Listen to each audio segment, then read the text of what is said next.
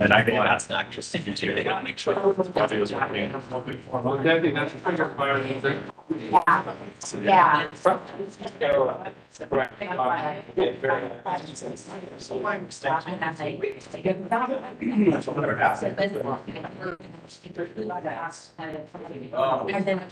Yeah, they still have it.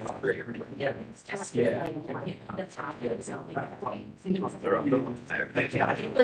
But I thought they did like it. Yeah, not able to tell them if they're on the OK advanced thing. I'm bored. Oh, I just immediately. Start. I know, and gosh, whatever. I'll let you know. How do you take off the change a lot? Thank you. You're ready. Flights are okay.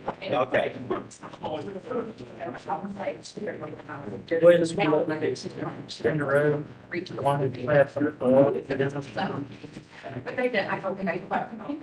No.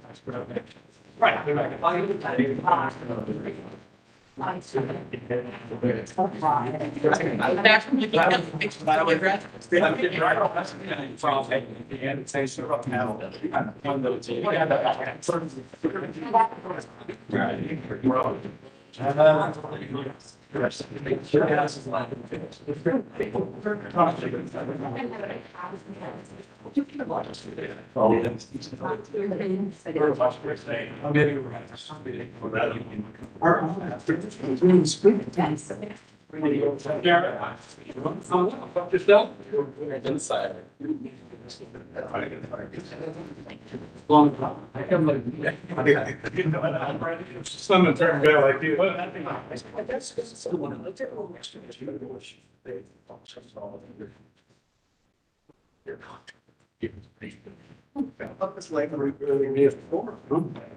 Yes. Jungle. We didn't do that. John Ingers. Okay, so John's.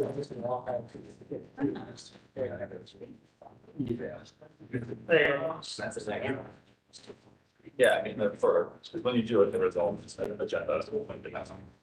The discussion. I'll show you tomorrow. Let's probably have to. We're at 4 days and just say to this.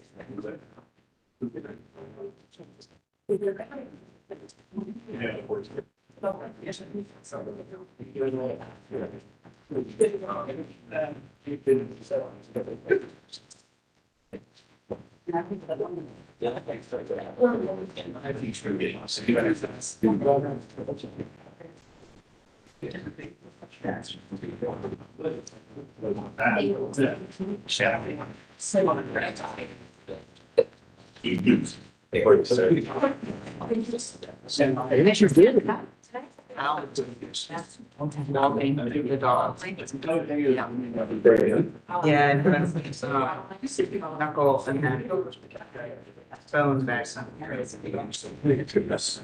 Yes. Was not my too. Yeah, yeah. No, thank you. I managed to. You didn't get titanium. No, that was mine, Brian. So now we need to do stuff. You can get to it instead there. Baxter said, 95% of the time it's just you on its own. But there's a chance it's dislocate.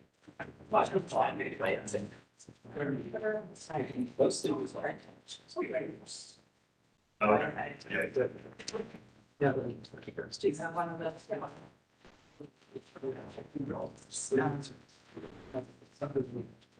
you doing, John? Right.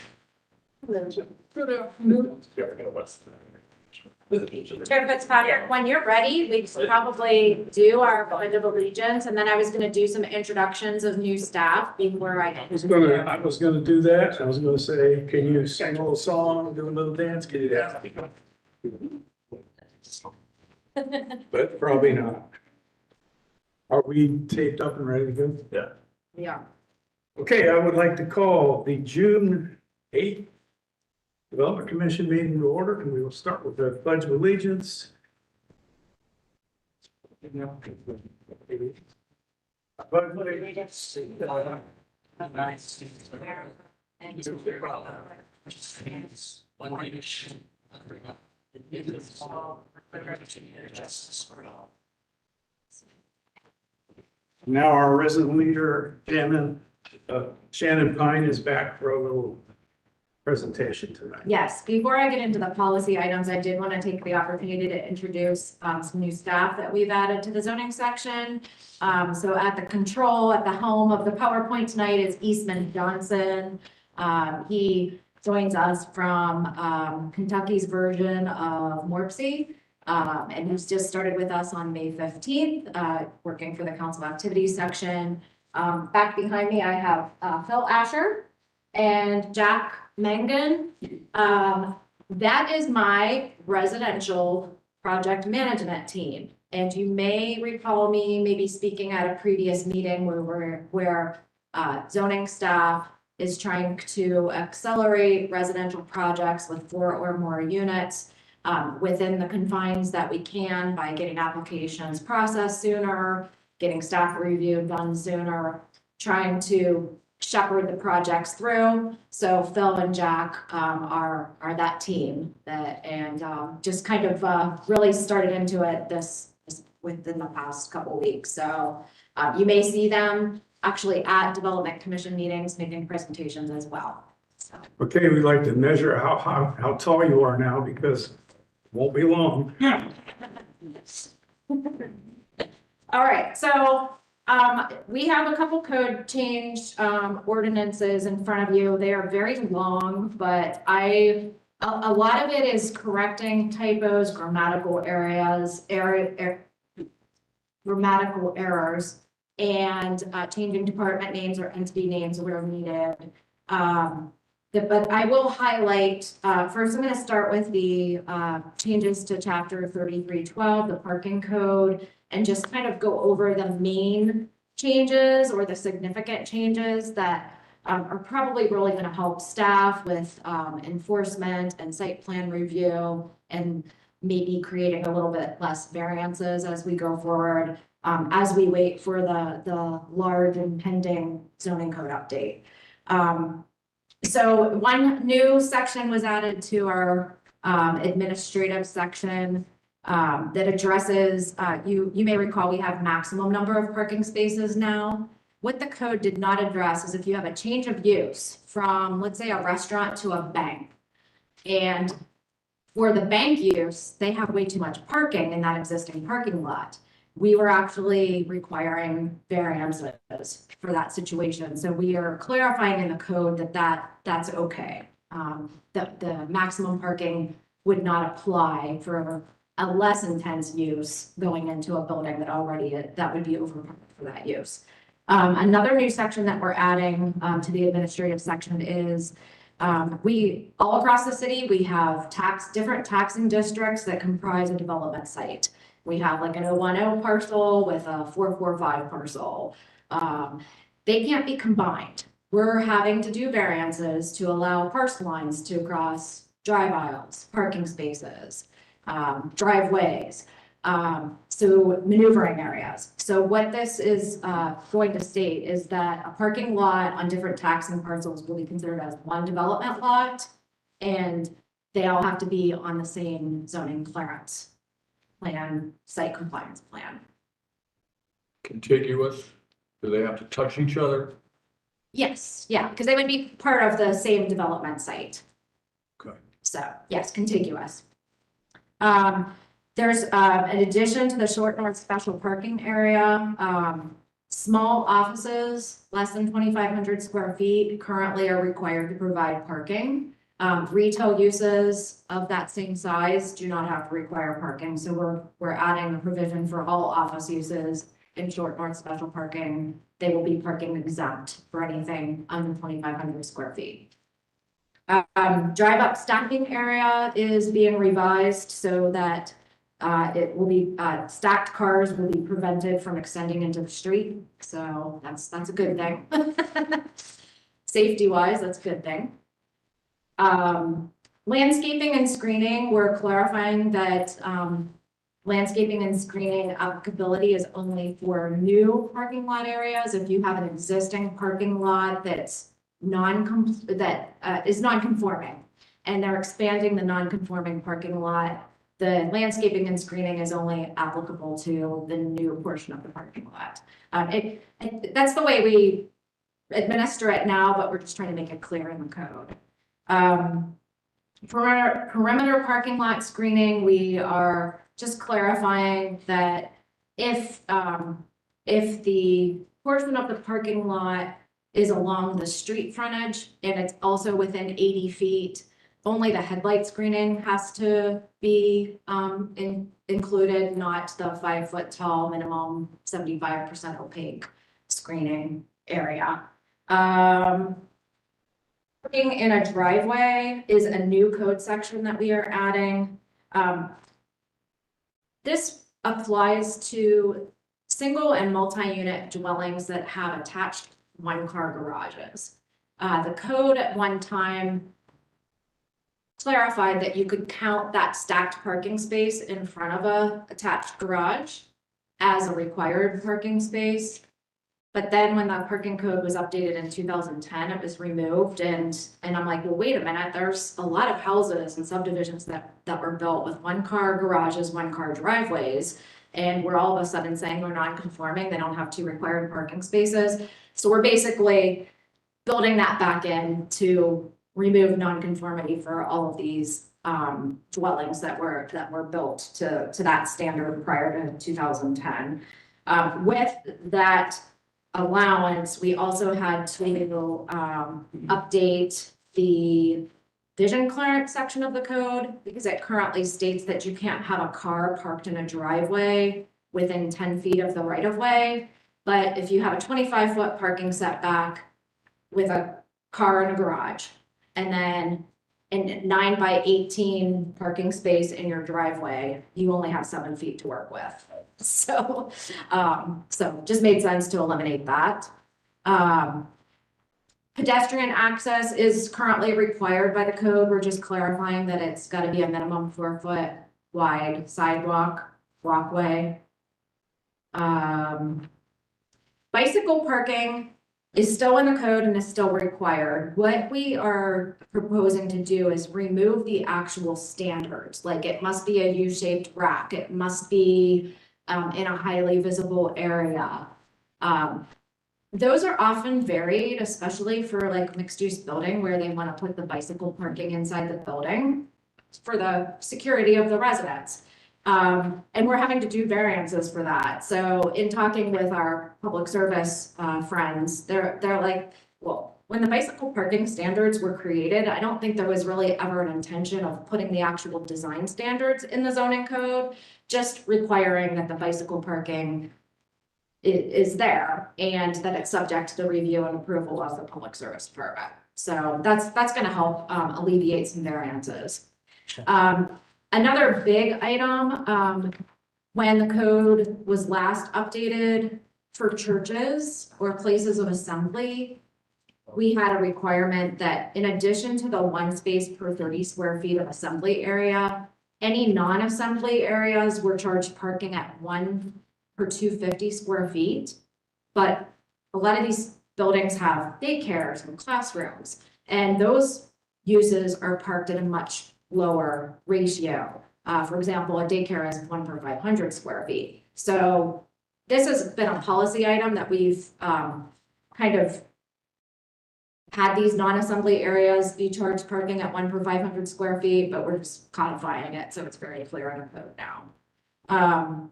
And then finally, with the parking code update, with, we've added the EV parking, standards to the code last year, I believe it was, or maybe 2 years ago, I can't remember.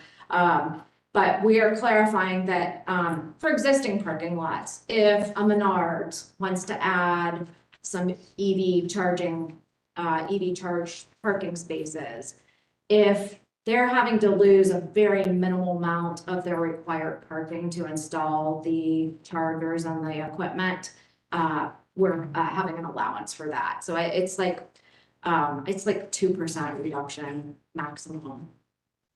And I'm pretty sure public service is okay with those changes. So, so that's pretty much a summary of all of the parking changes. Would you want Daniel Moorhead to just talk about any of these, or do you want to go right into any questions that you may have? Comments? Questions? They'll come out in the wash. How soon does this go into effect? Well, we're gonna try to, we're gonna submit the ordinance, hopefully council will act on it, before August recess. The Shortmore special parking piece, I am going to, bring that to the attention of Victorian and Italian Village at their business meetings this month. We've worked closely with public service. I'm almost positive Councilmember Dorans will schedule a public hearing about these code changes just to make sure that everything's fully vetted. They look like common sense measures. Right. Board. Yes, and I'm just bringing these to you as a discussion item because we did change the code. Code changes don't actually have to get a recommendation from the Development Commission anymore, but we're bringing them to you as a courtesy because we value your insight and any feedback that you have. So. Oh, you just love to be over here where the action is. Thanks, Shannon. Yeah, so that's the parking piece. Now, the other item is this very large 30 some page typos ordinance that in talking with my directors, we had decided to just kind of help a couple items along that might help housing, nothing substantial in the way of a code change. But so besides correcting these basic grammatical errors and changing names, we are changing the definition of a multiple dwelling development to specify that it is comprised of 2, not 3 or more buildings, to be consistent with the apartment complex definition. And we're also permitting, right now, a multiple dwelling development needs to have at least 3 units in each building. We're allowing that to go as low as 1 unit. So you can have a mixture of 1 to 4 units within a multiple dwelling development, if that makes sense.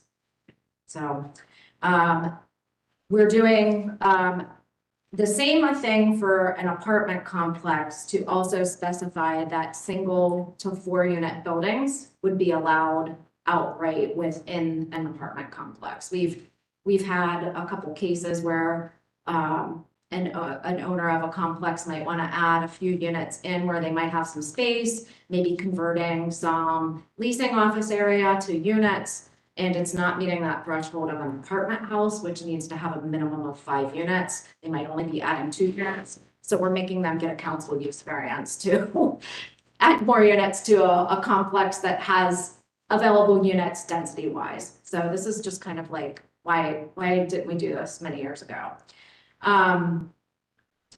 With that change, we're also permitting single and 2 unit dwellings outright in all of the apartment residential districts. The code was changed in the late 80s. How single and 2 unit dwellings used to be allowed outright on parcels zoned in the AR districts, but for whatever reason, we decided we don't want to do that anymore. But we created an exception for parcels that were platted prior to 1986 to allow the single and 2 unit dwellings. But the problem is somebody might buy 4 vacant parcels and they want to combine them into 3 parcels and build a 2 unit dwelling on each parcel in like an ARLD district. And they can't because the parcels, the new parcels don't meet the lot size exception, or that means the lot exception. So if you've got reconfigured parcels and you meet the lot area and other standards of that underlying zoning district, you can go ahead and build a 2-unit or a single unit outright on those parcels. Similarly with the parking issue of taxing districts that cannot be combined. The same thing happens with an apartment complex. We might even see one on tonight's agenda, I'm not really sure, but where you have a parcel that's already annexed and in Columbus and it's 010, but then the parcel that's being annexed is gonna come in under like New Albany Schools District taxing. And they can't be combined, so we're having to do a concurrent variance to allow perimeter yard to not have internal perimeter yards, to not have required parking on each parcel within the development, to not meet density per parcel, but looking at the development site as a whole and allowing the, as long as the overall density, overall parking, overall perimeter yard is met for the whole development, then if it's comprised of different taxing parcels that can't be combined, that's okay. They just all have to be on the same zoning clearance, final site compliance plan, if that makes sense. Let's see, and back to allowing dwellings, single and 2-unit dwellings in apartment complexes and multiple dwelling developments. We're tweaking the fronting requirements of both residential and apartment residential districts because it says that single unit dwellings, it only gives provisions for apartments and 3 and 4 unit dwellings to be able to front on a private street system. So if somebody does have an apartment complex with a private street system, we want to make sure that they can build those single and 2-unit dwellings without having to get a fronting variance. And then a couple non-residential related items. Frequently we have requests to do automotive maintenance repair in M1 and M2 districts. We've had to do some use variances for that. You could have a bus garage or repair semi-truck fleets in those districts, but you can't have just an auto body shop or just an automotive maintenance repair shop in those districts. We would require that they would be in accordance with the provisions of the C4 district, where they have certain distance separation from certain uses and garage and bay orientation away from residential districts. So that would be incorporated into those districts as well. And then the final piece that we're looking to add is allowing a wall sign on a facade of a building that fronts a public street, that the public entrance isn't necessarily on that public street. I know Aldi's is a big, they usually have a side entrance. They have to get a variance to have a sign on their front facade because their public entrance is on the side of the building. And it's something that's always supported. And once again, it's like, why don't we just allow this anyway? That change will be vetted by the graphics commission as well. So, but that's my 8 items for that very large ordinance. So, any questions, comments? I have one question, in the 25 pager. The parking one? Yeah, Okay. so fitness clubs, where do they fall as far as parking? Just since it's crossed out? I think it's still 1 per 250, and we may have just grouped it as another type of use. Let's see here.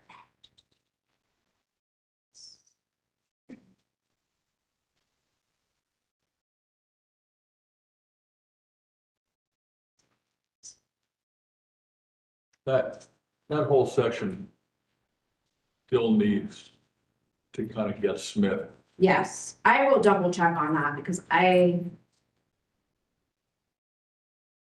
know that we still charge 1 per 250 for fitness clubs. I don't know if it was moved to commercial uses.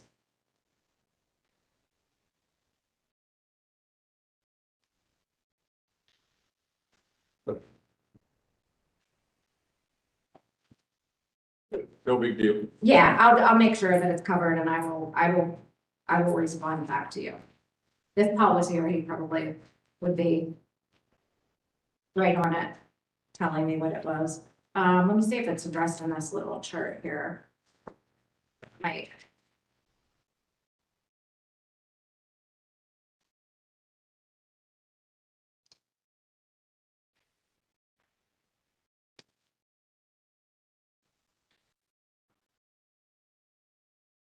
Yeah, I'm not even seeing it in here. So that could be a mistake that you found.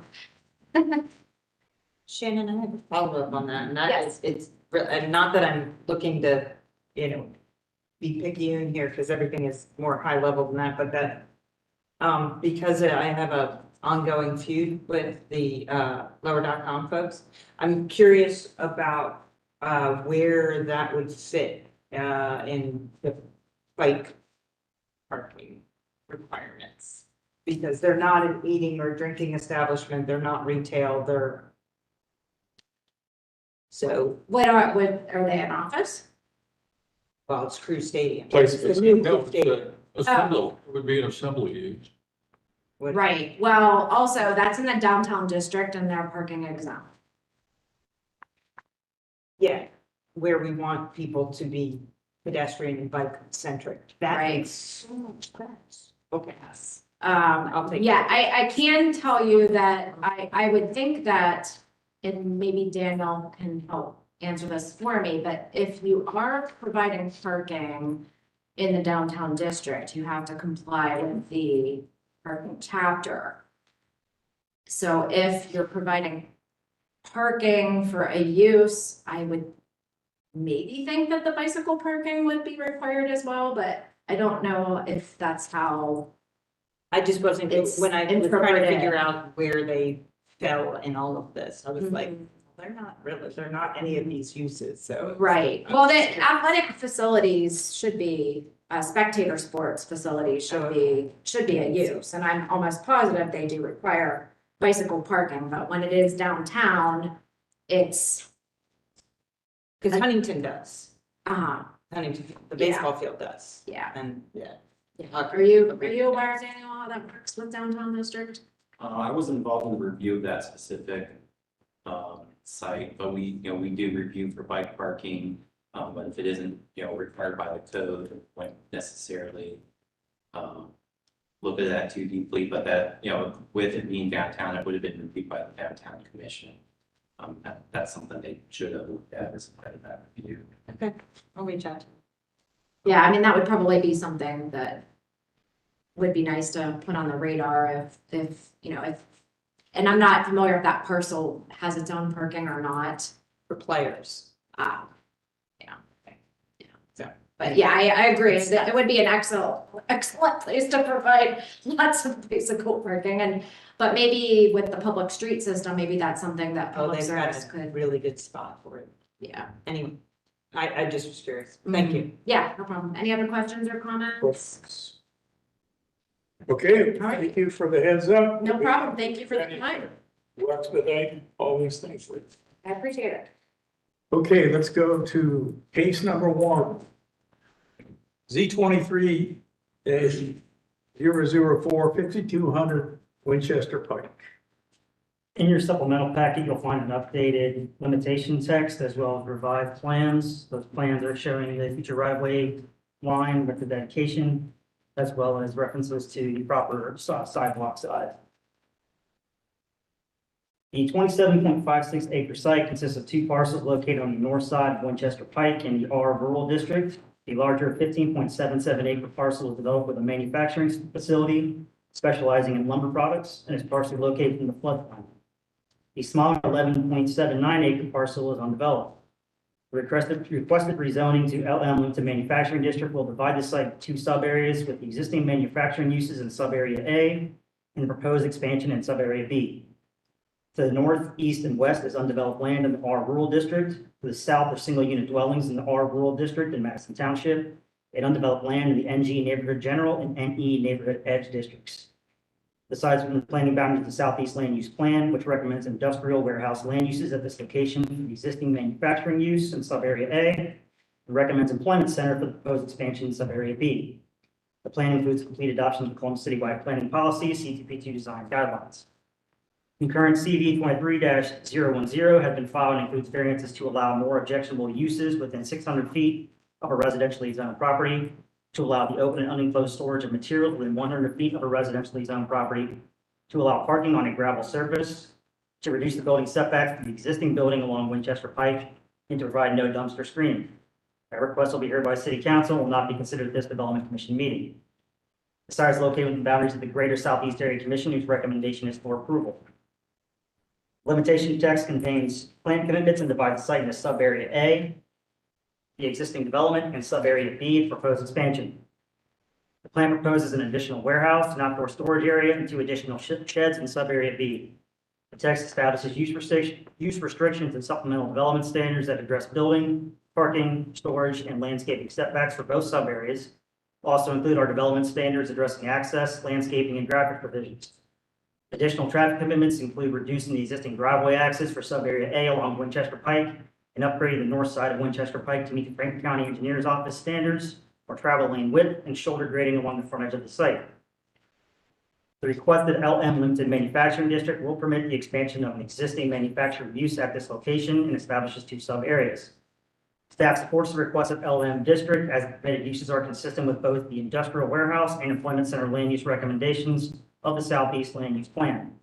Landscaping, screening, and fencing commitments within the limitation text are consistent with the CTP2 design guidelines that recommend buffering and screening of non-residential uses from adjacent residential areas. Department of Public Service is supportive as the additional traffic commitments address reducing the width of the existing access for sub-area A, and note determining the feasibility of providing a shoulder, and commits to relocating existing parking spaces from this area. Staff's recommendation is for approval. I'm happy to answer any questions. Any questions? Dan, traffic? Nothing to add to the staff report. And Chris, any planning issues? No further comment. Kathy? No further comments. Okay, is anyone here to speak regarding case number 1? On behalf of the applicant, today, some questions. Okay, come forward, give us your name for the record. Thank you. That's it. Nathan Painter, filling in for my colleague, Mr. Tom Hart, who's traveling tonight, 5029 Cemetery Road, Hilliard, Ohio, 43026. On behalf of the applicants, just some background. Straight and Lamp Lumber Company, who is the parent company, is a locally owned family company. They're around for about 100 years. They are expanding. Straight and Lamp owns Dublin Millwork, Straight and Lamp Lumber, and Lumbercraft Facilities, which will be the expanded site at this location. After annexing into the city a few months ago, we have to update for utilities and for the zoning. The company is going to make about a $10 million investment, adding 95,000 square feet, doubling the facility capacity, adding about 50 to 60 new jobs, including manufacturing and supervisory jobs, about $50 to $75,000 per job, roughly payroll several $1 million in additional tax revenue to the city. The facility will manufacture roof trusses, floor joists, wall systems to support the housing market here in Central Ohio, as well as the commercial development. As staff has stated, there are several council variants to make this site work. Part of that site has been there up against Winchester Pike for several years. Staff has asked for a lot of increases to the landscaping around because of the residents. We have been more than happy to do that. I can get into detail if you want to. With regard to subsection A, there is a bay that fronts Winchester Pike. Because where that bay is located, that is how the internal operations of that company work. They have been on a request of staff to change that entrance and kind of come in, do a loop in and out. They are not only going to make that change and stop using that bay, but they're going to change their internal operations as well to comply and make sure the city's happy. So they're very good people, and I want to thank staff for their cooperation throughout the whole process as well. I'd be more than happy to answer any questions. I do have the engineer too as well. If you'd ask any questions. I think you've worked well with the staff, and I think this is a good company that we will keep around here. Any comments or questions?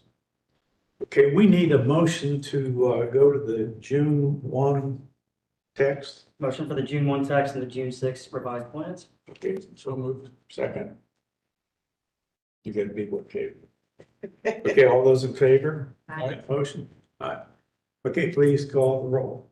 Have to do a motion to call the roll, Chair. Second. Okay, you get now, you're 2 for 2. Okay. Please call. Denise E. Shanklin, Yeah. Maria Conroy, Yes. John Ingwerson, Yes. Chair Fitzpatrick. Yes, you are approved. Thank you very much. Okay. Case number 2. Z23-020, 3662 Agler Road. In your supplemental packet, please see the Northeast Area Commission recommendation for approval from June 1st, 2023. The 1.85 acre site consists of one parcel developed with a single unit dwelling in the R1 residential district. The requested CPD commercial plan development district will permit the site to be redeveloped with an auto body repair and paint business as shown on the submitted site plan elevation. North of the site is a single unit dwelling in the LC4 limited commercial district. South of the site is a commercial garage in the C1 commercial district and single unit dwelling in the R rural district, both within Mifflin Township. East of the site is a car wash in the R rural district and a VFW meeting hall in the suburban office and institution district in Mifflin Township. West of the site is undeveloped land in the LC4 limited commercial district. The site is within the planning boundaries of the Northeast Area Plan, which recommends low density residential and neighborhood commercial land uses at this location. Additionally, the plan recommends sub-neighborhood center at the intersection of Agler Road and Stelzer Road. The site is located within the boundaries of the Northeast Area Commission, whose recommendation is for approval. The CPD text includes use restrictions and supplemental development standards addressing building and parking setbacks, vehicular and pedestrian access, cross-access easements, fencing, street trees, graphics controls, and includes commitments to develop the site in accordance with the submitted site plan. A code modification for reduced building setbacks and internal shade tree requirements are included in this request. The proposed CPD commercial plan development district permits the site to be redeveloped with an auto body repair and paint business. The Northeast Area Plan recommends neighborhood commercial for part of the site consistent with the proposed use. Staff continues to recommend additional landscaping along the northern edge of the site to buffer the existing single unit dwelling, but does not condition this for support. Additionally, the proposed CPD district includes appropriate use restrictions and supplemental development standards, including commitments to develop the site as shown on the submitted site plan. And therefore, we are recommending approval. Okay, any questions? Dan, traffic issues? Nothing to add to the staff report.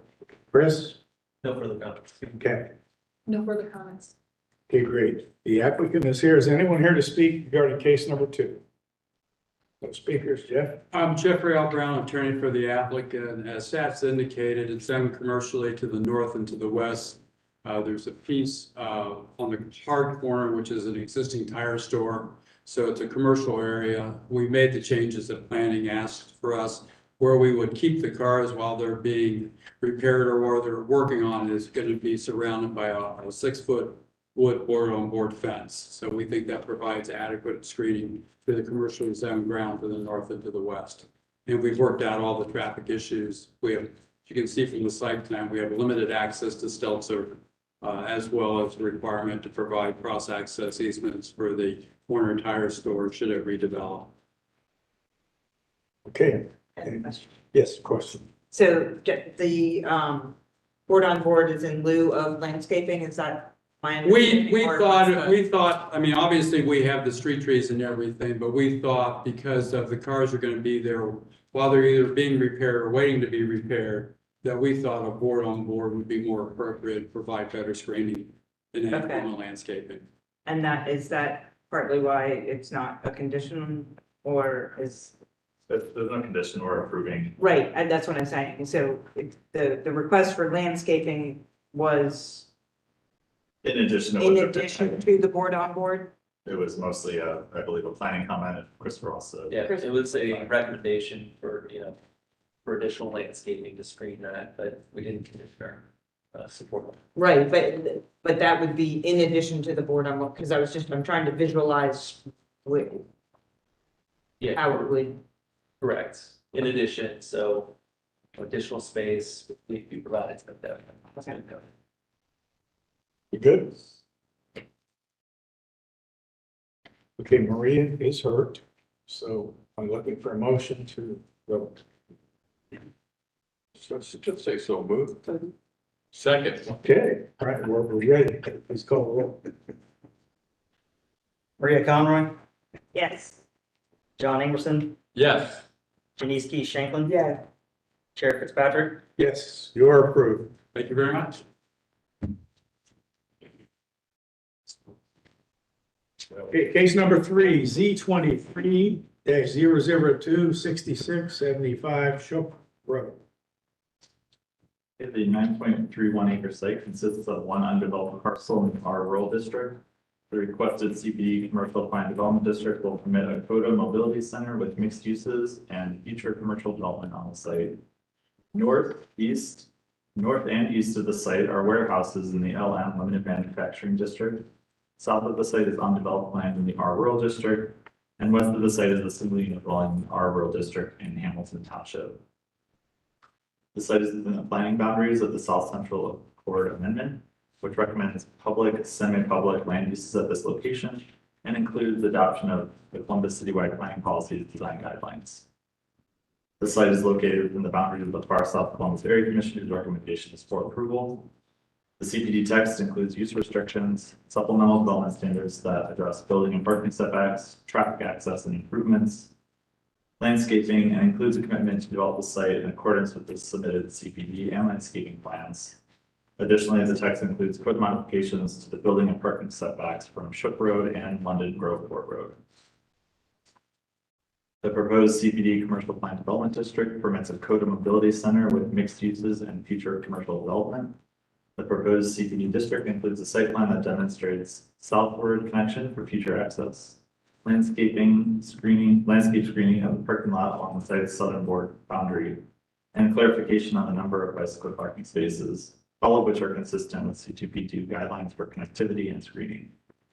A traffic impact study involving the Ohio Department of Transportation remains in progress and may result in the need for access and circulation modifications that could alter the site's configuration. Staff's recommendation will be for approval upon review and inclusion of finalized traffic commitments within the CPD text to the satisfaction of the Department of Public Service. So right now we are at conditional approval. Okay.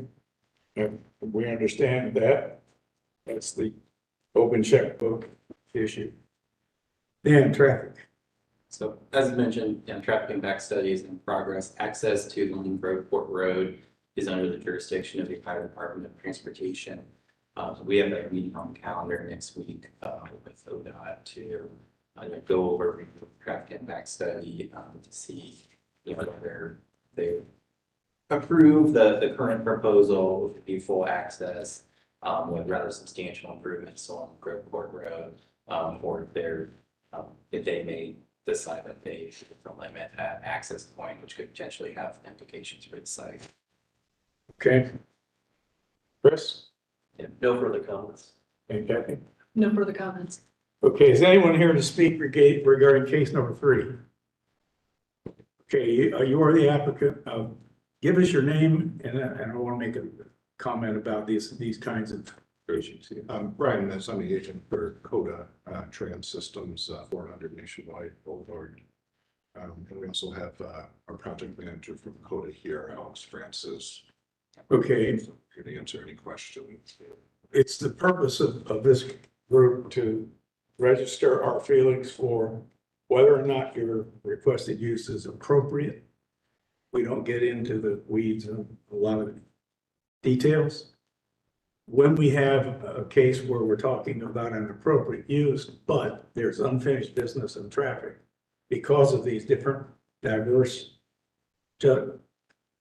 authorities that have jurisdiction, we would like to register our opinion on your use.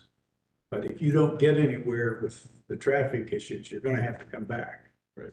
So it's pending you agreeing to put in parking signals, road widening, whatever they request, so. This was all addressed in the traffic study submitted to the city. Okay. The June 15th meeting, Mr. Ryan referred to. I don't know if this is a correction, but the northwest corner is not full access. It's about 3/4 access. So we are limiting the left out of the site. There's a left in, a right in, right out. So there is a limitation to the access up there based on coordination with city traffic. Okay, any other questions, comments? Okay, there are no speakers. We need, now whose turn is it to make a motion? So John moves. Okay, all those in favor of having a vote? Right? Please call the roll. John Ingerson, Yes. Denise Keith Shanklin, Yes. Maria Conroy, Yes. Chair Fitzpatrick. Yes, you are approved.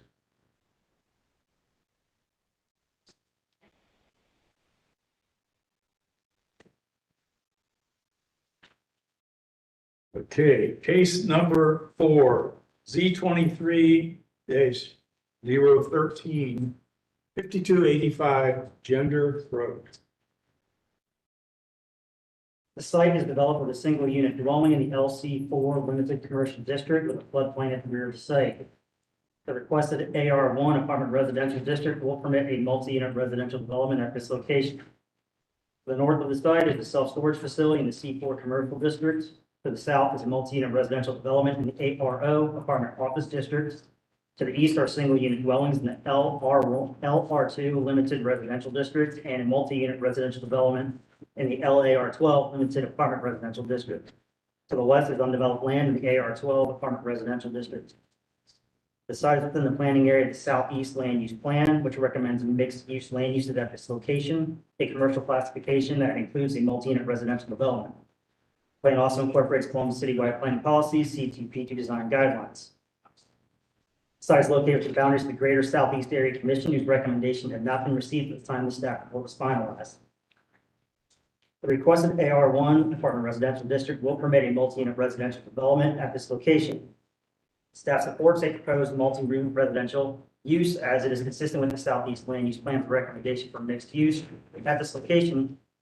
However, the following staff comments have not been addressed by the applicant. A site plan and building elevations for review by the planning division to ensure consistency with CTP2 design guidelines, submission and review of a traffic access study by the Department of Public Service. Staff notes that both outstanding items may trigger the need for this rezoning request to be converted to an LAR1 Limited Apartment Residential District. With these outstanding items addressed, staff could potentially be in support of the request. City Department's recommendation is now for disapproval. And you remain disapproval at this time? Yeah, so basically we need, assurance from the applicant that they're gonna go to the area commission and receive an approval or a vote. We need to know whether or not this is going to be a limited district going forward, so we can get there, we just need more materials. Just as you guys can condition your vote on that, getting a positive feedback from the area commission and working out staff conditions and issues before going to city council, of course. But yeah, I mean, as it's written today, it's for disapproval, but it can get to an approval. Is there some reason you didn't come forward with those kinds of activities? It's almost basic ABC training wheels to go to the area commission. So we did go to the area, I'm John Stevenson, attorney for Okay, the yeah. applicant. We did go to the area commission. We discussed it with their zoning committee, and they didn't have any issue with the new use, but they asked us for additional information about security cameras, how much lighting is going to be there, whether or not we were going to expand the road. I told them, this is just a change in the zoning district, so anything that we build will be compliant, because otherwise we'd need a variance. But they still felt like they wanted to see a drawing of the building and to have these questions answered. We're on the schedule to go talk with them again this month, but for us to wait and not have come to this meeting, that would push us into September for the development.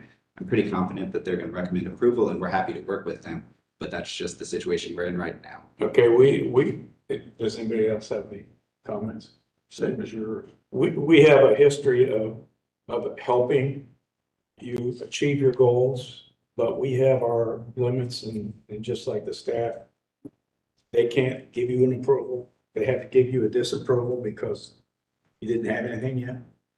We can give you an approval if we believe your use is appropriate. But we can't make that in capital letters and engraved in stone until you get all that homework done. If you hit a hitch in that homework, you gotta come back here. Completely understood. But if you don't hit a hitch and you make everybody happy, and you must get a vote from the area commission. Don't even try to go to city council if you don't have, I mean, the vote might be no, but you better have a vote before you go to city council, or not only will they throw you out, but they'll throw us out too. Because this is expected. Sure. So you understand? Yes, we'll definitely go. Any comments? Sure, you might want to ask, planning and traffic, their opinion on this. Oh, yeah, They can let you know what the, outstanding comments are. and we aren't ready to vote yet. We need to hear from them and if there's any speakers before we're ready to say this is appropriate or not appropriate. But we're just wasting our time talking about it if you're not aware of your responsibilities going forward. So, okay, Dan. As noted in the staff report, a traffic access study would be required, and we would need to, at the minimum, see that traffic access study before we could consider supporting this application. Issue is going to be access. Gender Road, it is a busy road in the area of this site. Where is that access going to be? What impacts would that have on adjacent pedestrian intersection? Some other items. Has that traffic study begun yet? Yeah. And when is it going to be complete? I'd say the next couple of weeks. This is the other applicant. Well, my guess is at the best, you're not looking at going to city council real quick anyway, because if it doesn't get done for 2 weeks, then they've got to look at it. Dan's got to review it. You're eating up a lot of clock. We might commit to a limited text that would require that we get approval before we can move forward with anything. It's a big issue and the weight's on you. Understood, yeah. Okay. Could be sooner. I mean, Well, unfortunately, there are all these different jurisdictions and they don't move in sync with all this other hard work and it can tie things up. But the burden is on you and you could be in for a shocking discovery with this traffic study while you're spending all this money. So you need to get that done or you're not going any further than where you are right now. All right, Chris, you have any comments? So as mentioned, planning is in support of the use and the density. However, we're waiting on a site plan and elevations for review for consistency with C2 design guidelines. Okay, do you understand? I mean, I'm surprised you don't have a site plan working. We have a site plan that was provided, maybe not with exact elevations, but we're happy to provide that stuff and we're also happy to commit in the limitation text. Has any staff seen that yet, or, I mean, if you had a sit down with them? I don't have a site plan, but application. I mean, I'm happy to provide it, right? All right, Kathy, do you have anything to? We're interested in seeing the site plan as well, just to make sure that the natural resources are protected, to make sure that some of the existing trees are maintained. we got it right here. Yeah, I don't know how it I did. have these things that I know at least, I'm pretty sure this one was sent to city. In any case, we're happy to provide it immediately. You're gonna be, is there any way to guarantee this could be on the next available agenda? If it's tabled? Or you guys, Yeah. I mean, it's up to the applicant to want to be scheduled on any meeting. So yeah, it's their choice. I mean, I think the four of us and certainly the other three that aren't here tonight want to see detailed definition of what the plan is. And you don't even have an entry point or exit point as these things are being determined by planning. And we all know about planning and trial and error. I don't see any way you can get that done in the time it's remaining between our meeting and the next time this goes to city council. But we could commit in the limitation text to comply with whatever they ask us to do. But that's like walking in the door with a blank sheet of paper and saying, And We want your approval and we'll do whatever you tell us to do. That's not the way we work. and we're really just asking for your recommendation about the use change. Well, unfortunately, there's all these other entanglements. I personally don't have a problem with the use. There's plenty of that kind of use. But you need to show a lot more information. And it's generally shown, you sat here and watched the previous 3 presentations. There was a lot of detail before they even walked in the door. And they work with the staff's very understanding, will lead you in the right direction. And you certainly have a burden to go to the area commission no matter what, not after the fact and hope you luck out.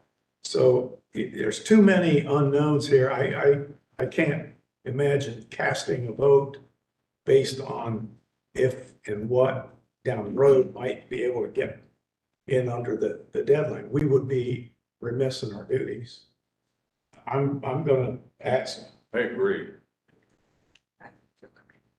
All right, everybody's uncomfortable with it, and we do this once a month, 12 months a year. We hear, 100, 150 cases a year. And there's a rhythm to these things that it is mandatory, especially with the area commissions. These meetings used to last 6 hours before the area commissions came into play. Area commissions help format what the end product will be. I've never heard anybody come in with less on a traffic study than you are right now. A traffic study that won't even be done for 2 weeks. Just gonna start the discussion. It's not a finished product. That starts a discussion with the traffic department, and there's some back and forth.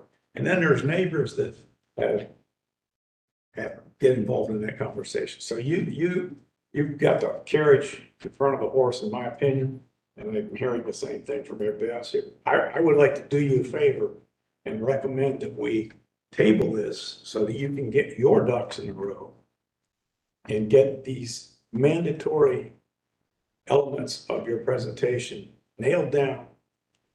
And if you're going to go forward with a lender or with a partnership, everybody knows where you're going. Right now, you're ready, fire, aim, and that's not going to work.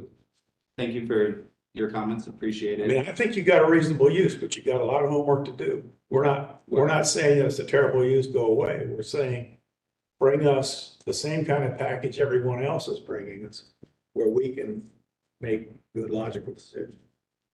And we did have like a plot and an elevation of the building. But you can't just go up at the night of the hearing and drop that out of the bag. You need to put that into. With the traffic study and everything. Everybody at the city has a play in that. And once you do that, then you're applauded. Did you even do a preliminary site compliance for this? No, we didn't do preliminary site compliance because You it's, gotta we're start. really just asking for a change in the use, right? The change. Yeah, but you're, Just what everybody. That's the end point, what everybody wants, but there's a lot of prerequisites. And we did go meet with the area commission, like I said. But meeting with them is a start. It's not what you need to have under your belt by the time you come here. Or you get, we call it the blank checkbook deal where, okay, now you go argue about whether you're gonna pay for a traffic light or a bridge or a freeway ramp or something, and you have to say yes, because if it's no, everything you've done falls apart. It's a deck of cards, it's a house of cards.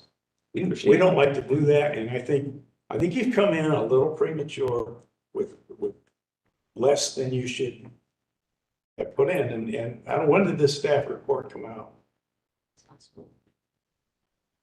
A week ago?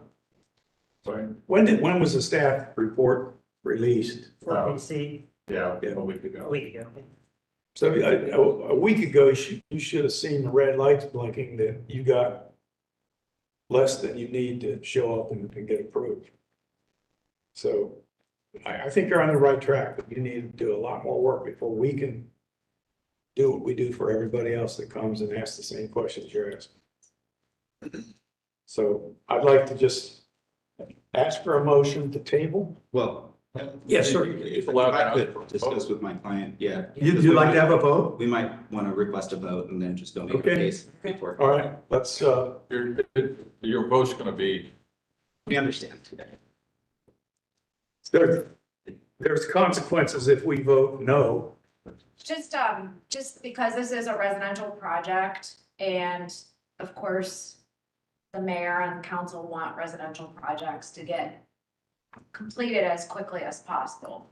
If in your vote, you could consider that they will comply with all of the outstanding staff issues and they will have their area commission recommendation in hand before we submit an ordinance to city council.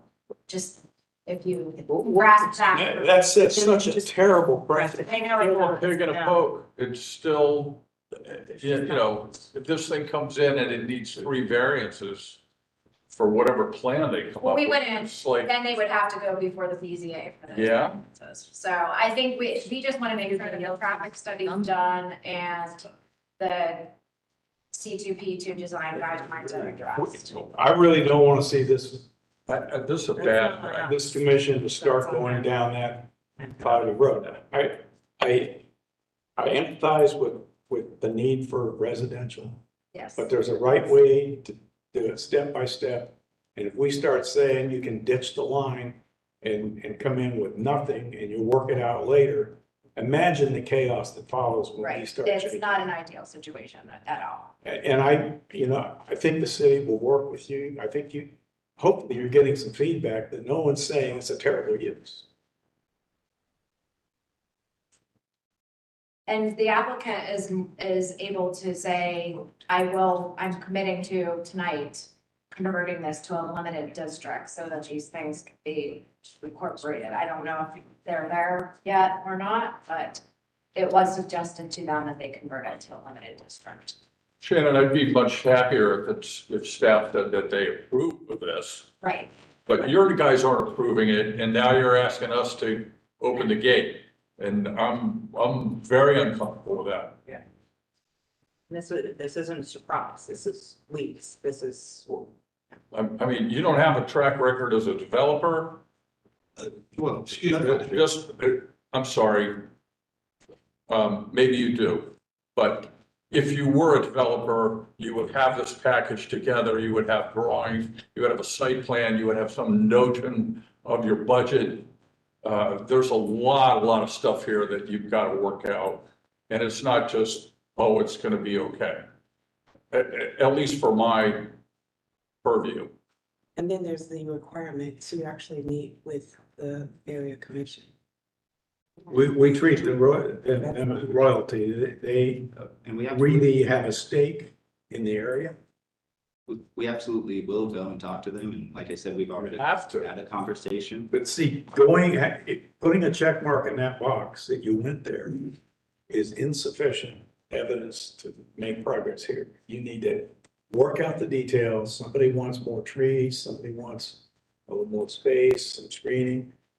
You iron all those things out before you come here. We don't start figuring out, get our pencil out and designing things right at the table. You're pushing a little bit too far, too fast, and it's not for your own good either.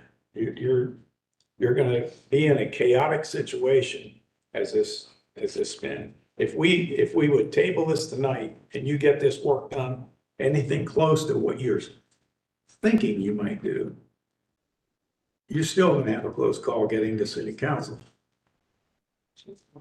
You've got a lot of work to do and you haven't, there's no reason you haven't gotten more of that done before you came here tonight.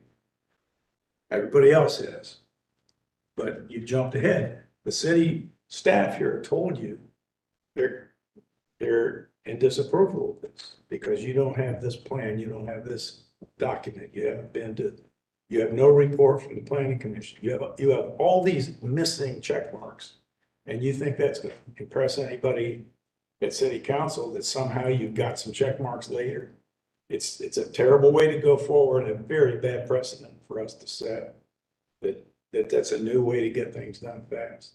So if we can vote and you can take it to city council and do an end run, I got no problem with that.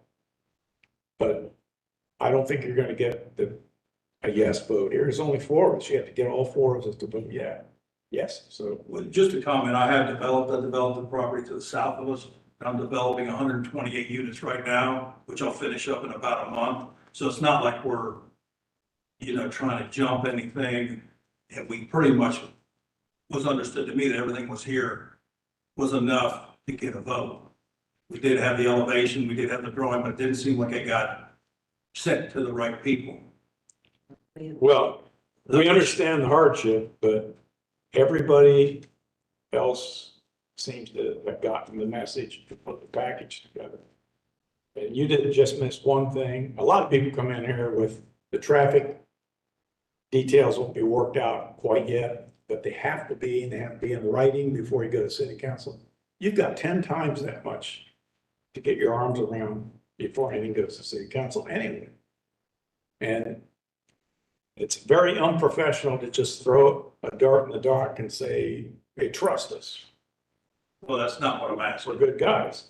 That's not. Well, that's where we find ourselves. And so we either have to vote to table you and you come back in a month, or we can vote and then you can go forward. Just take the vote. And then we can make our case. Or we can delay it.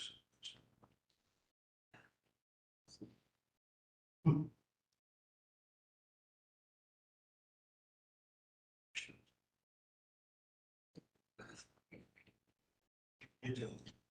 Builder's gold card. You have a builder's gold card. This goes in that show. No inspection.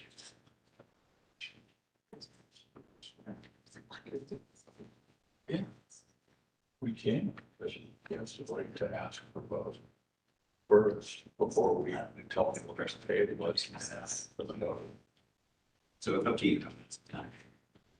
We're okay. You just take it, yes, to agree. All right, we'd like to request a tabling. Okay, I think, and when, if you do that, you come back with your ducks in a row, it's pretty clean cut. But I'm happy you made that decision. Motion. Move to table. Second. All those in favor of tabling tonight? Aye. Okay, please call the roll. Sorry. Denise Shanklin, Yes. Maria Conroy, Yes. John Ingwerson, Yes. Chair Fitzpatrick. Yes. Okay, we are tabled to the first available agenda.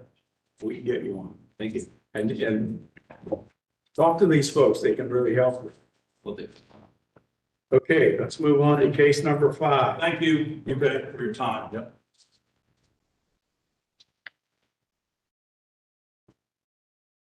Case number 5, Z23-018, 1480 Chesapeake Avenue.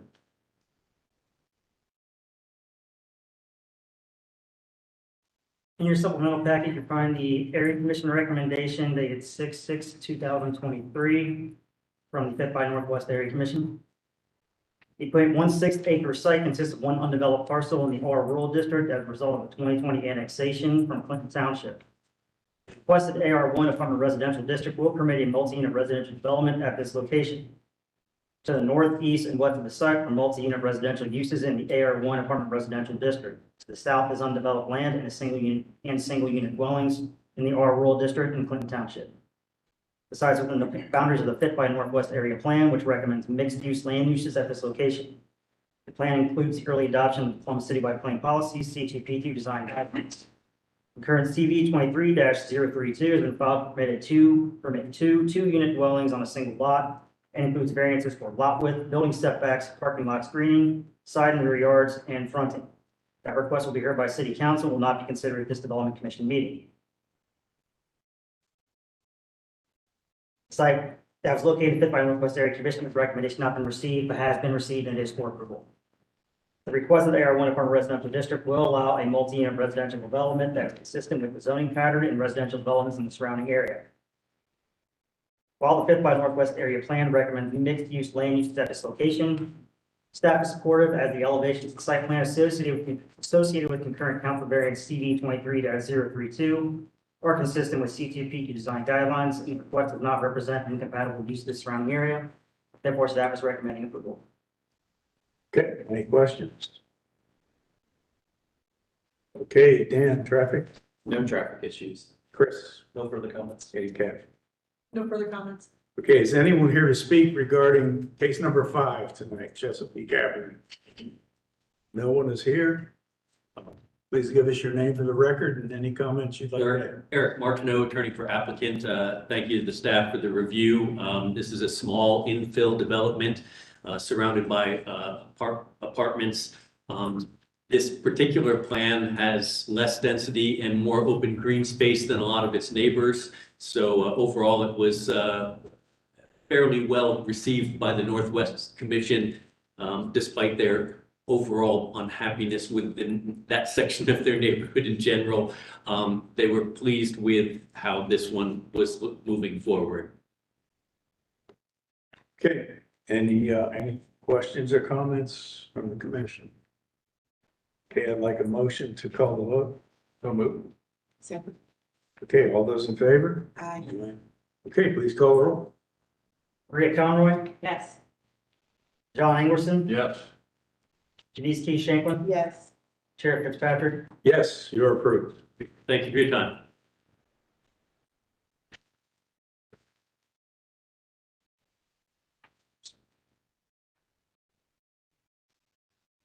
Okay, case number 6. Z23-022, 2802 East Fifth Avenue. The site consists of one undeveloped parcel in the C2 commercial district. The applicant is requesting the C4 commercial district to permit regional scale commercial uses. North of the site is a single unit dwelling in the M manufacturing district. South of the site is a commercial building in the C4 commercial district. East of the site, an undeveloped parcel in the C1 commercial district, and west of the site is a single unit dwelling in the R4 residential district. The site is within the planning boundaries of the East Columbus neighborhood plan, which recommends neighborhood mixed-use land uses. The site is also within the planning boundaries of the Port Columbus Economic Development Strategy, which recommends residential land uses. The site is located within the boundaries of the East Columbus Area Commission, whose recommendation is for approval. The requested C4 commercial district will permit regional scale commercial uses, including automobile dealership at this location. The request is consistent with the East Columbus neighborhood plan's land use recommendation and the surrounding mixed use development pattern along this portion of East Fifth Avenue, and will not add incompatible uses to the area, and therefore our recommendation is for approval. Okay, any questions? Dan, traffic? We have no issues with this application. We're working with the applicant on a right of way dedication exception request that would allow the developed plan to use and purpose. Okay. Chris? Planning is in support of C4 at this location as requested. We received site plan and elevations recently and are reviewing for consistency with adopted policy in this area. If you're so interested, you could condition your recommendation on working out any of those outstanding things as we finish our review. Okay, we may need to not do that for tonight's reason, but for future months' reasons. And Kathy? No further comments? Okay, great. Is anyone here tonight to speak regarding East Fifth Avenue, case number 6? No one's here. Give us your name for the record and tell us anything we need to know. My name is Robala Yodeji. I'm the director of Mopok Motors. I want to use the land for the commercial purpose for my dealership. That is it's zoning as C2. I wish to create a wish to see for. Okay. Thank you. All right, well, you've done your homework.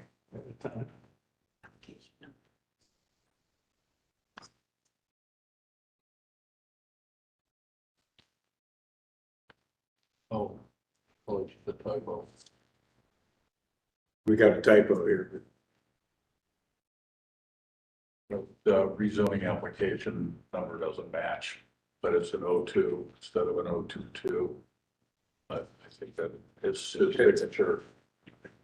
And it's his property, so I think we're okay.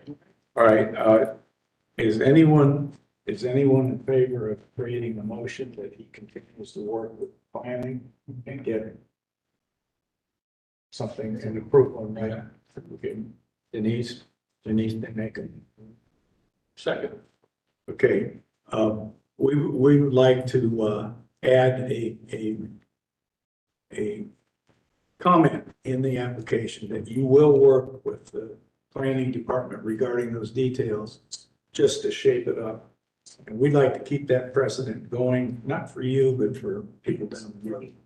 Okay, All of East Fifth Avenue, I mean, it's needs redeveloped. you're not gonna be the last one that. Yeah. Yeah. Okay, so Janice, you made a motion. Yes. Second. Okay, all those in favor of adding the motion that the two entities will work together? Right? Okay. It's approved. Please call the roll. Well. Oh, we need to I do, move yeah, you, oh, now return. vote. Your sir. Okay. Second, good. All those in favor of voting? Aye. Okay, please call the roll now. John Ingerson, Yes. Janice Key Shanklin. Yes. Maria Conroy, Yes. Chair Fitzpatrick. Yes, you are approved.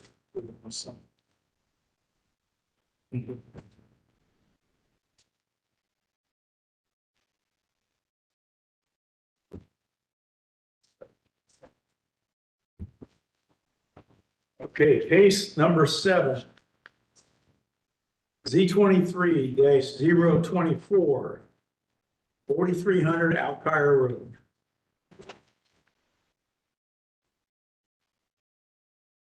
In your supplemental packets, you'll actually find a new updated staff report stating that staff is in conditional approval of this application. You also find an updated limitation text as well as site plans. What are the dates on those two documents? So 6/5. 6/5? Yeah. Okay. You also find the Westland Area Commission's recommendation dated 5/17/2023 for approval. Okay. The site consists of one parcel developed with a single unit dwelling and additional accessory structures pending annexation into the city of Columbus, after which it will be assigned the R Rural District. The requested LAR1 Apartment Residential District will permit a multi-unit residential development containing up to 130 apartment units, resulting in a density of 20.31 dwelling units per acre. To the north and east is right-of-way for Interstate 270. To the south are single-unit dwellings in the SR Semi-Residential District in Jackson Township. To the west is a multi-unit residential development in the LAR12 Limited Apartment Residential District. The size within the boundaries of the Westland Area Plan, which recommends industrial manufacturing land uses at this location. The plan includes early adoption of the Columbus Citywide Planning Policies, C2P2 Design Guidelines. Concurrent CV 23-036 have been filed and includes variances for setback, perimeter yards, building setback, perimeter yard, and garage height. That request will be heard by City Council, will not be considered at this Development Commission meeting. The site is located within the boundaries of the Westland Area Commission, whose recommendation is for approval. Limitation text establishes a maximum density of 130 dwelling units, commits to the site plan, building elevations, and includes supplemental development standards addressing traffic access, sidewalks, landscaping, and stream corridor protection zone. The requested LAR1 Limited Apartment Residential District will permit a multi-unit residential development containing up to 130 apartment units. While the Westland Area Plan recommends industrial manufacturing land uses at this location, staff supports the request as the proposal is consistent with the surrounding zoning and residential development pattern along Alkire Road and C2P2 design guidelines. The Department of Public Service notes that traffic access study is pending review and may require additional commitments or access limitations based on the results of the approved access study.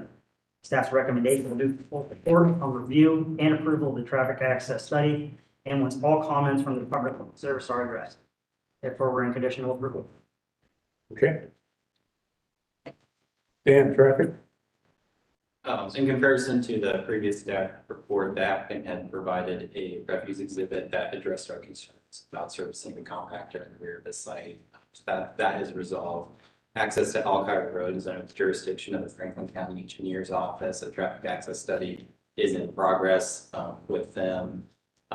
We worked with the applicant to put in the text of what we believe would be the outcome from Franklin County's review, based on looking what's in that study. Ultimately, Franklin County does have jurisdiction, and our typical practice would be to incorporate whatever comments they might have as part of their approval into the text. So that's really the only thing that would be remaining. Okay, we've been at that juncture before, and that's the blank checkbook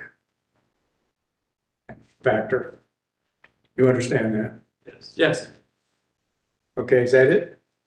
That's, you're much better prepared than the previous case that hadn't started yet. Chris? Plaintiff's comments have been addressed throughout the process. Okay, Kathy, We have no further comments. were you thrilled about the stream?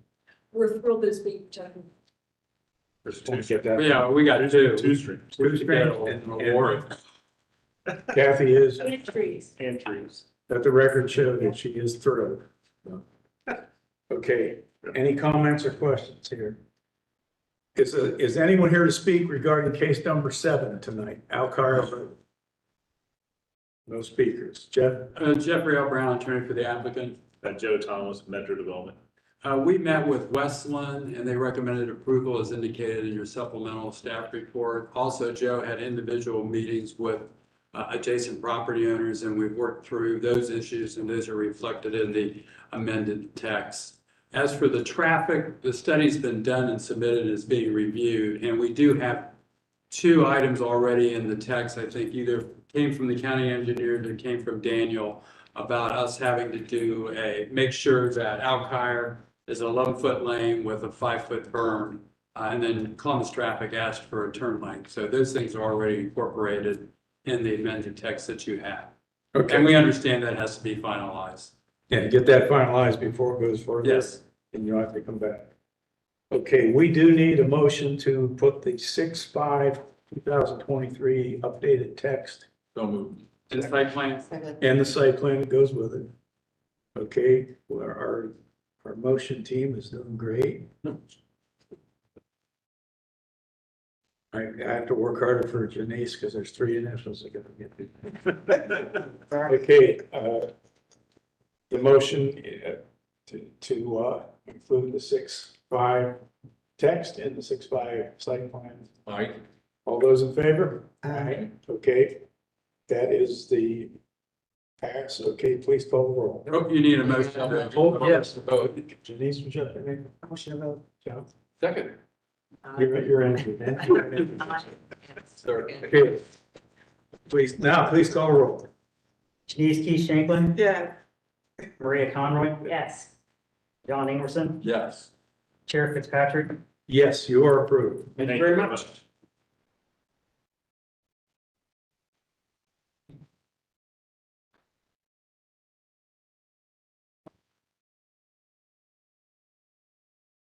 Okay, case number 8.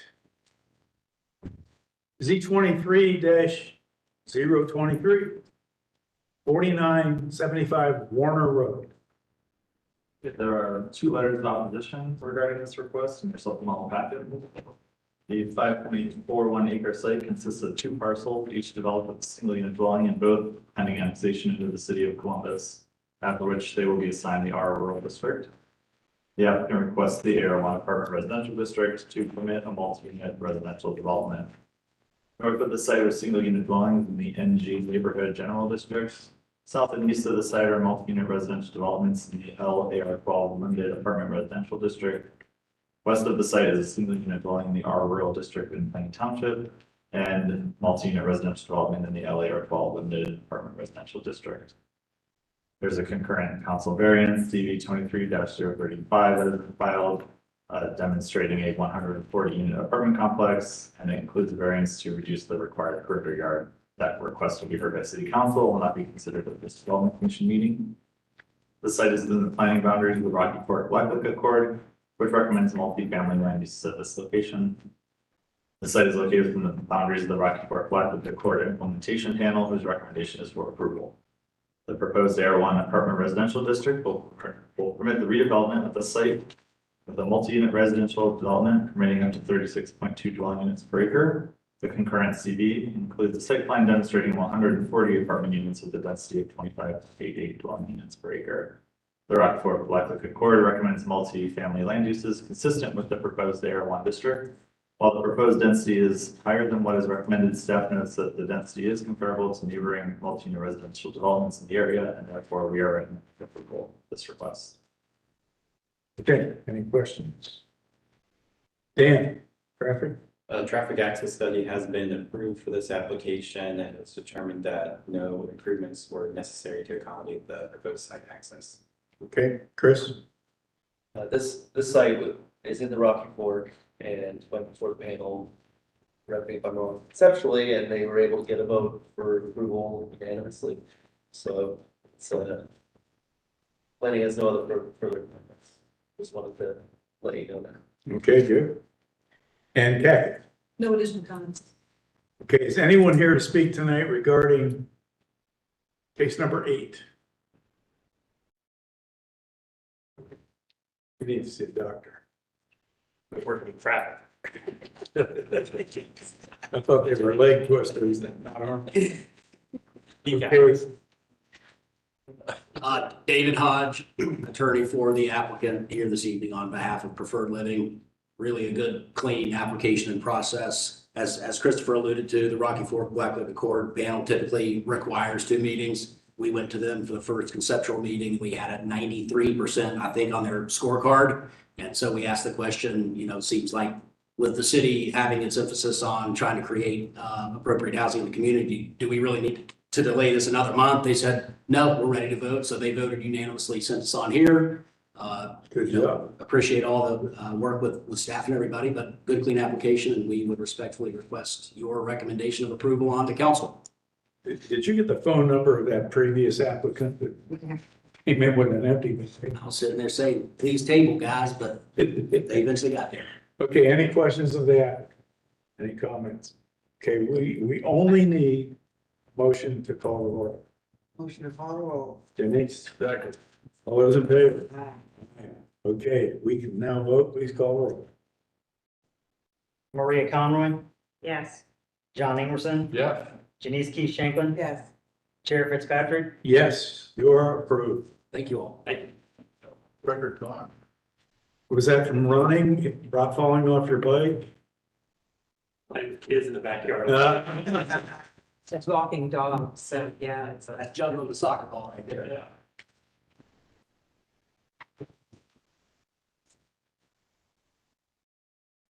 Okay, our final case, case number 9.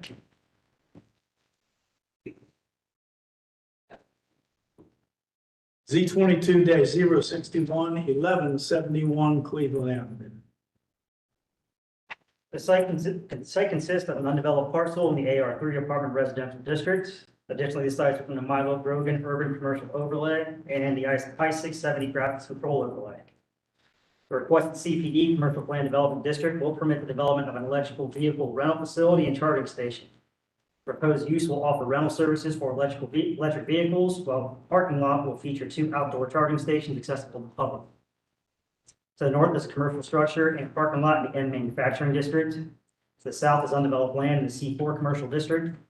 To the east are commercial warehouses in the C4 and C3 commercial districts.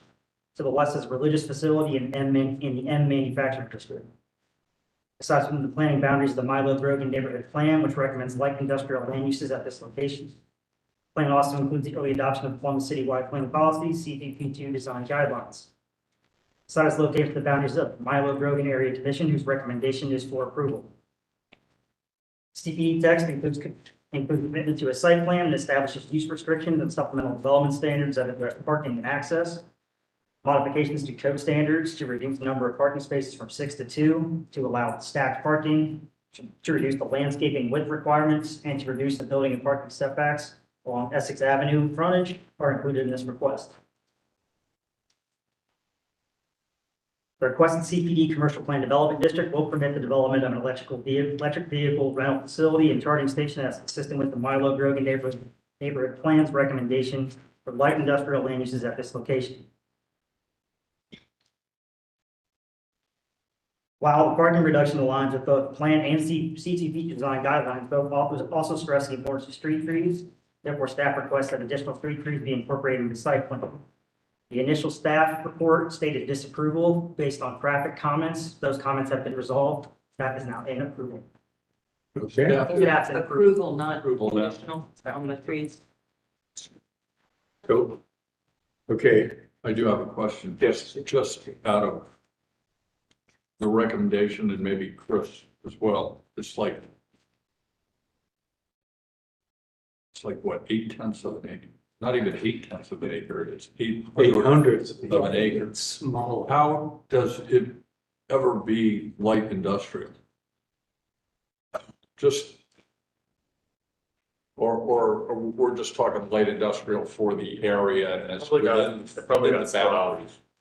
Someone probably split off from a larger parcel at some point. Okay. The whole, I also had an observation that seemed highly unlikely. 800ths of an acre, maybe the size of this room. Why do you have a 60-foot height? Okay, Jack Reynolds, attorney with Smith and Hale.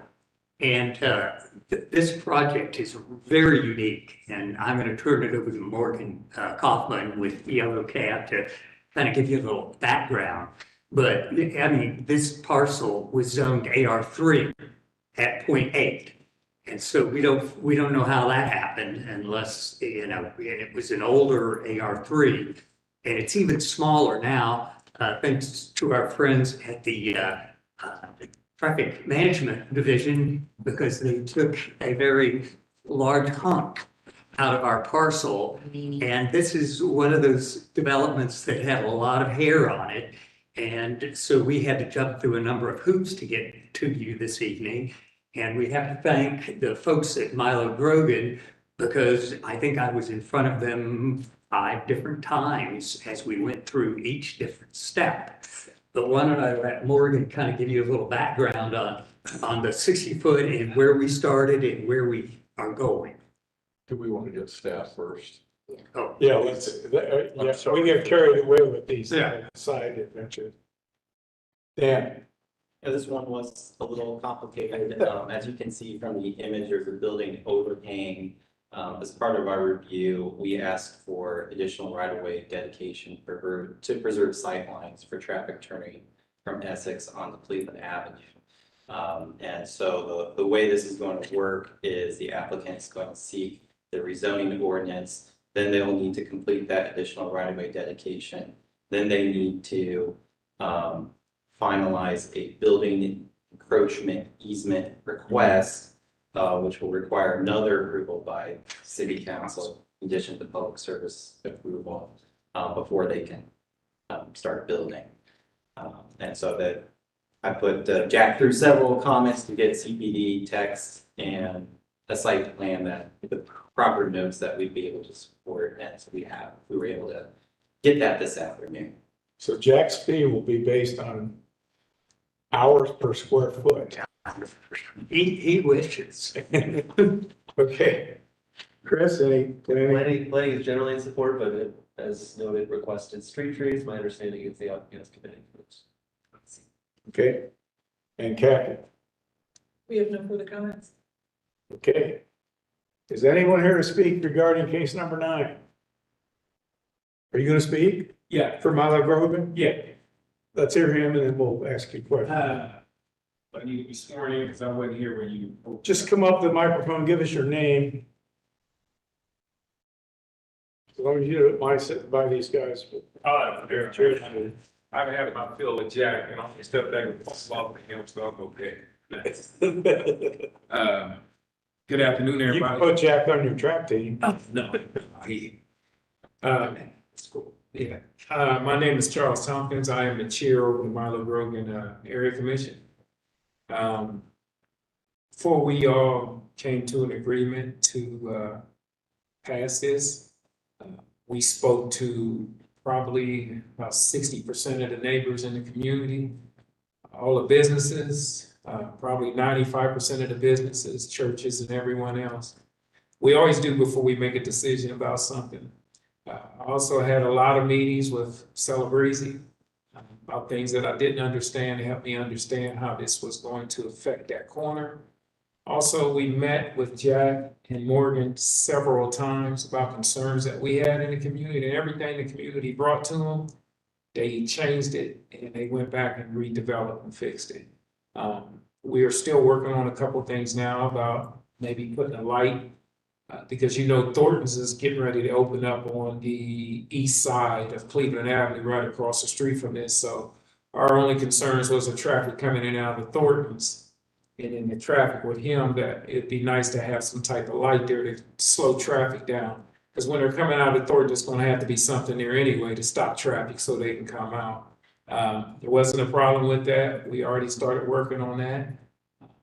I just told the community that I would come down just to show a little bit more support, because we think that this is gonna be really something special in our community and stuff, and it'll have, you know, with jobs and transportation and everything, especially the way things are going now. A lot of people just don't like, especially kids, man. My son, he's 16, he's not interested in driving. No. You know, we were younger, that's all we wanted to do was get our license, but now they don't, because they have all these other things at hand, you know, where they don't have to. So we appreciate them bringing this to us. As many times as we asked them to come back and forth. I got tired of seeing Jack. But we're just here to show support. Well, I would like to personally thank you for playing the role you play. I said something about this earlier tonight. We depend on these area commissions, and you are a perfect example of why we depend on your input. 33 and a half years I've been on this commission. Really? Started when I was 32, 33 years old. I'll be 60 years old this Christmas, and that's how long I've been involved with the commission. See, half the guys I went to high school with were from Milo Grove area, at Aquinas. Yeah. It's been going a long time, but your hands-on care and your diligence makes these kind of meetings a pleasure, and it makes for a much better overall development anywhere they go. When you meet people like this that actually wants to come out and meet the community and hear what the community has to say, and not walk in and just think that they're entitled to do whatever they want, but actually take the community's advice at heart, it means a lot.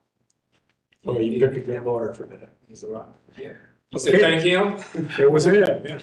Thank you. We was ready to run him off the gym, so ready off this joke, Jack. He's pretty fast, you'd have to chase him. Yeah. So, all right, well, again, we appreciate your input very much. Thank you, thank you. Okay, any other comments, or? We need no motions added, you have the text you need. New tax, new site plan. Date, what's the date on this? 10/5/22. And the site plan, we'll just give it to today's date. All right. 6/8/23. Yeah, they're not in your supplemental packet because they were received after supplemental packet. Yeah. Okay. So the updated text, we need a motion to include the updated text dated today. Janice, you have a job? Second. Okay, she's second. All those in favor? Okay, the motion is in the application. Now we need, now that the text is there, we need a motion. So then Second. updated, that has the trees. Has the trees. Okay, that's Right on. all I care. They're All on. right. The A-team has come through again, That's all I want. Chris. and we are ready to call a roll.